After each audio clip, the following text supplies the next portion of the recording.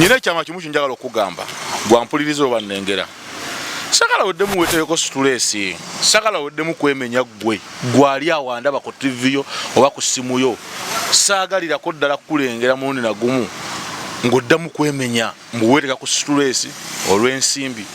Toteekeddwa si buli muntu agenda kugaggawala.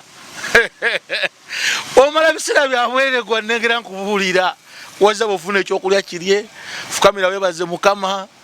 Osobola ofuna ekyokulya n'ekyokunywa kinywe, ebisigadde birekera omutonzi akutambuze nga bw'ayagadde.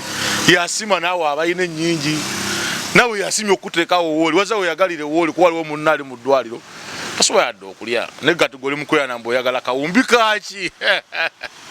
Gwe ku nsi enkubuulira ogenda kumenyekera bwerera omutima gugenda kukwabika nembe gikuggweko oyala kufaanagana nga gundi omwagaza ki.